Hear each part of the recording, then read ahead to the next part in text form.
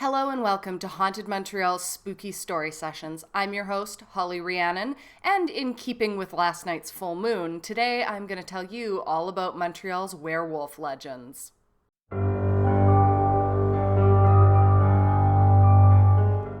With over 350 documented ghost stories, Montreal is the most haunted city in Canada, if not all of North America. Haunted Montreal is dedicated to researching these paranormal tales, and our channel brings you new videos in both French and English every second Saturday. Today we examine Montreal's werewolf legends. During the colonial era of New France, settlers on today's Montreal Island were terrified of werewolves. Whenever sheep or other livestock were found bloodied and torn apart, stories circulated of nearby werewolves preying on them.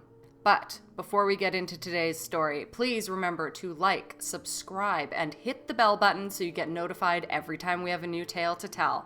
And hey, if you have already subscribed, a big thank you and welcome back. I'm happy to see you again. Now without further ado, let's get spooky.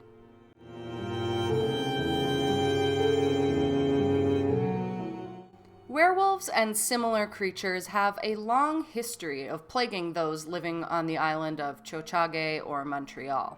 When the French began colonizing the indigenous lands of Turtle Island in the early 1600s, strange European tales of werewolves came along with the settlers. Long before the arrival of the colonists, legends in First Nations cultures have featured similar creatures, such as Wahila, Amarok, Shukla-Warakan, and Wendigo. In the colonies of New France, werewolf sightings began in the 1600s. Memories of werewolves were fresh, as France had been fighting an epidemic of these creatures since the late 1400s. Like witches, werewolf suspects were frequently tried, convicted, and burned at the stake. When French settlers left Europe for Canada, they brought those fears and stories with them. Often the werewolf storytelling was used by the Catholic Church to inspire fear in its flock. The clergy told tales of wolf-like beasts hunting down and killing Catholics, or worse, infecting them with lycanthropy if they failed to follow the rules of Lent. Lycanthropy is the supernatural transformation of a person into a wolf, as is often recounted in folktales. Other werewolf stories highlighted people who had sold their soul to the devil or led a life of sin. Those transformed into werewolves were doomed to shapeshift not just with the full moon, but on every single night, sometimes for as many as 101 nights in a row. Most transformed into wolves, but others into dogs, cats, owls, goats, oxen, and even some were-pigs. Since the 4th century, the Catholic Church has been associating the wolf and other animals with the devil. With such negative symbolism, the so-called evil animals were often hunted down and killed on sight. Needless to say, in addition to the clergy, parents would also use these stories to keep their children obedient and in line with the church's doctrine. One popular legend, called The Devil and the Werewolves, is set in the farmlands surrounding the French colony of Ville-Marie on today's Montreal Island. A farmer by the name of Jean Dubois never did any work, and yet his farm was the most productive on the island. His house and barn were in impeccable shape, and his crops flourished and provided bountiful harvests. This puzzled his neighbors. If Jean had no hired help and was never seen working on his land, how was it that he could live so abundantly with everything on his farm perfectly maintained? Even stranger, late at night, neighbors often heard an unearthly roaring sound coming from Jean Dubois's property. One evening, Jean's next-door neighbor, a farmer named Alphonse, had had a lot to drink at the local inn. As he stumbled home, he decided to tempt the fates by taking a shortcut across Jean Dubois's immaculate property. It would save him some time. However, as he was navigating the fields, he heard the loud roaring noise above, louder than he had ever heard it before. Alphonse dove to the ground. Looking up, he saw a massive canoe flying over the farm. The canoe touched down in a clearing near Jean Dubois's farmhouse. Next, it appeared as though the devil himself stepped out of the canoe. Seeing a whip in his hand, Alphonse cowered under some shrubs. Listening through the brambles, he heard the devil command, "Get out of the canoe!" He snapped his whip. "Get out, I say!" About 20 wolf-like creatures began scrambling out of the canoe. Unlike regular wolves, these creatures, although hunched, had the upright walk of humans. Alphonse trembled, recalling the local legends of the loup-garou or werewolves. As he peeked out from under the bushes, he saw the werewolves get to work mending fences, milking cows, plowing, and doing all the daily tasks required to run a farm. As the werewolves worked, Jean Dubois came out of his door to have a drink and a chat with the devil. It was then that Alphonse understood the mystery. The lazy Jean Dubois had sold his soul to the devil in exchange for the werewolves doing all of his work. Alphonse prayed that the werewolves and the devil would not find him under the bushes. He was extremely relieved when at last the devil herded up the wolves into the canoe and flew off into the night, scorching the earth as he took off with bursting flames emitting from the canoe. When the coast was clear, Alphonse rushed to the presbytery of the local priest. Out of breath, he explained what he had seen to the attentive ears of the clergyman.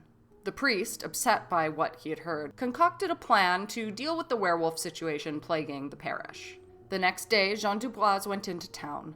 While he was away, the priest instructed members of his flock to descend on the farm armed with buckets of holy water. The loyal followers sprinkled the buckets upon the fields, the house, and the outbuildings. Once Jean Dubois's farm was soaked in holy water, the faithful servants hid themselves among the brambles to see what would happen next. When the bells of midnight rang, the devout Catholics heard the roaring noise and watched as the devil landed his massive canoe next to Jean Dubois's farm. As the devil and the werewolves leapt out of the canoe and landed on the ground, they started shrieking in pain and agony. They leapt about, screeching as though dancing on hot coals. The werewolves were terrified and scampered away from the property into other farmsteads and forests. As for the devil himself, he was furious and suspected that Dubois had betrayed him. He started to think that Dubois had contacted the priest to soak the lands with holy water to try and save his soul. Enraged, the devil ripped the door off the house and threw it to the side. He then entered and dragged Jean Dubois out of his bed and through the front door, where the devil tossed him into the giant canoe. The devil then entered himself, and the canoe took off, leaving fiery marks on the scorched lawn in its wake. The men of the parish rounded up the werewolves and delivered them to the parish priest. The priest sharpened his knife and then pricked each one of them, the only known solution to turn a werewolf back into a human. Once restored, the men fell to their knees. Trembling in fear, they begged the priest for forgiveness and promised to stop neglecting their religious duties. Following their salvation, the men never strayed from the church's teachings, and many of them went on to become very devout indeed. As for Jean Dubois, he was never seen again. However, his story lived on as a warning to other farmers not to let idleness lead them astray. In another case, a woman born in the late 1880s explained that when she was a child, she had heard of a village with a rash of sheep killings. They were being attacked at night and left dead with torn-out throats. The townsfolk suspected one of their neighbors was a werewolf, so executed a search of his property. They discovered a wolfskin belt, and the neighbor explained that when he put the belt on, he transformed into a wolf and that he was responsible for killing the sheep. According to the legend, the townsfolk burned the belt in a crackling fire, and that brought an end to the sheep killings. Another classic werewolf tale saw a miller named Joachim Crete take in a weary French immigrant named Hubert Sauvageot. Soon, local sheep and cattle were found ripped apart. When Joachim encountered a werewolf on Christmas Eve, he attacked it with a scythe, effectively cutting off its ear and causing it to flee. The next morning, when Crete awoke, he found Sauvageot washing up in the bathroom. The sink was stained with blood, and he noticed that his lodger was missing an ear. While most of the werewolf reports were oral in the earlier days of the colonies, with the advent of the printing press and newspapers, the legendary creatures sometimes appeared in print as well. For example, on December 2nd, 1767, the Quebec Gazette reported about a werewolf creature who was terrorizing the Kamasuraska area. We learn that a werewolf, which has roamed throughout this province for several years and done great destruction in the district of Quebec, has received several considerable attacks in the month of October last by different animals which they had armed and incensed against this monstre. And especially the 3rd of November following, he received such a furious blow from a small lean beast that it was thought they were entirely delivered from this fatal animal, as it some time after retired into its hole to the great satisfaction of the public. But they have just learned, as the most surest misfortune, that this beast is not entirely destroyed, but begins again to show itself more furious than ever, and makes terrible havoc wherever it goes. Beware then of the wiles of this malicious beast, and take good care of falling into its claws. The The previous June, the Quebec Gazette had reported that the werewolf was spotted outside the stone walls of Quebec City. Disguised as a beggar, the werewolf was hoping to better stalk its prey. Shortly thereafter, the newspaper reported that the werewolf was heading into the direction of Montreal.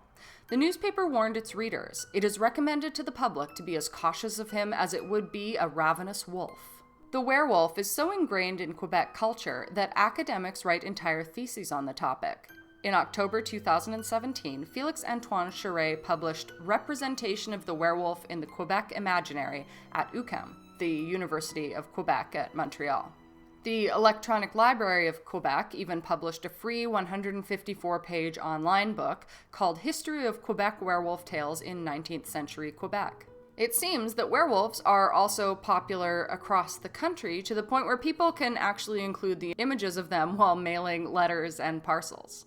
Canada Post issued 2 stamps depicting the legendary werewolf, one in 1990 and another in 1997. On an even lighter note, there is a board game called Loup-garou pour une nuit, which translates to Werewolf for a Night, where players can enjoy the experience of being a werewolf after the sun has gone down. In conclusion, the werewolf has a long history of terrorizing Montreal and other regions of Quebec. The only question remaining is, when will the next werewolf sighting be? Are you a Montreal resident or perhaps a tourist who has experienced a werewolf sighting?